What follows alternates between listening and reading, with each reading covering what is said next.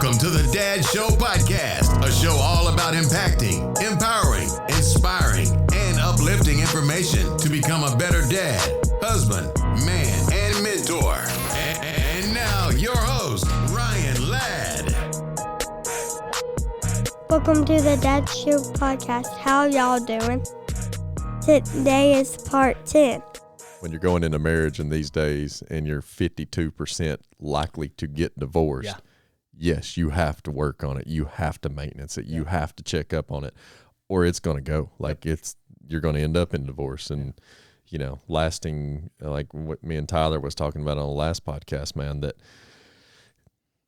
that's a lasting impression whenever your parents get divorced, whether it happens at an early age or late age. It still affects you. It affects the children for the rest of their life. So I'm glad you bring that up, because when you're younger, for anybody that may be younger and just starting out, Jake Lehman, just kidding, baby Jake. Those early years are, it gets very cliche, but like they are hard. Yes. Very hard. Yeah.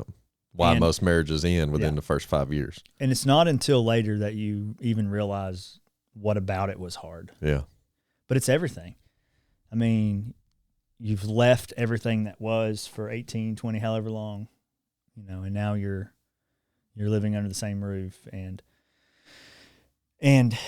trying to figure out how to communicate. Yeah. It's just extremely difficult, and understanding each other. And then also you change so much, and circumstances change, and kids are introduced. And so, thank God that we fumbled through what we fumbled through before the kids got to an age where they can be too affected. Yeah. But I think some of the chaos may have affected Kimber a little bit more than either one of us realized. Yeah.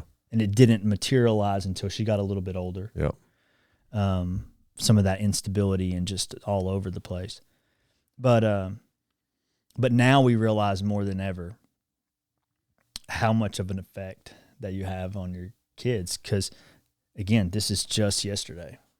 Kaylee picked me up.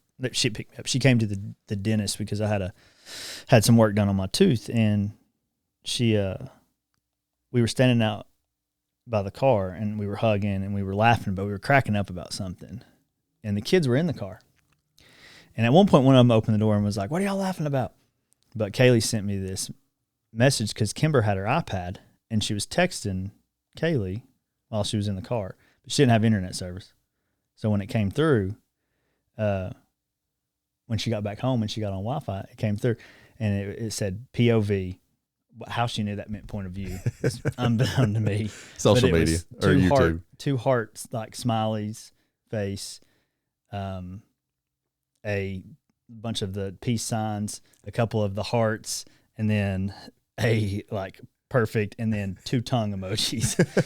And then she said yay. So it was like the first time we realized like they love when we they may say ooh and all that, but they need to see that. Yes, exactly. And they want to see that. And it's much earlier that seeing that has a tremendous effect on them. Yeah. And so we're much more cognizant now of when we argue or when we're disagreeing. Yes. And when we first amped up the business again and we started to get really busy, we had to reestablish the boundaries of, and so we started finding actually that kids were at an age where I think Briggs made a comment one day like, "Why are y'all arguing again?" Or "You're always arguing." And we weren't arguing. Yeah. It was just, we were in one of those tactical moments where it's like feelings are not here today and we've got deadlines or whatever the pressures were. Yeah. And we were talking to each other in a non-gentle way. And so it just like over this past year, we've started to just realize so much of like what affect our relationship has. And everybody knows that. Exactly. But you still don't quite. Got to be cognizant. They go from young and not aware to not young anymore and aware. And you don't get to pick when that is. Yeah. And you don't often see it until sometimes it's too late. Yeah. And so now we're kind of, I don't want to say undoing because it wasn't devastating or detrimental to them, but we're very much more aware of just something as simple as like how we're talking to each other. I agree, because Lincoln and Kennedy both. Like you said, me and Allie would just be talking, like we're not even remotely arguing. We're just talking, and not even in a hateful way. And they'll pop up and say, "Stop arguing." Are y'all mad at each other? Yeah, exactly. Like, no, we're just talking. Yeah. And then, no, you're not. Yeah.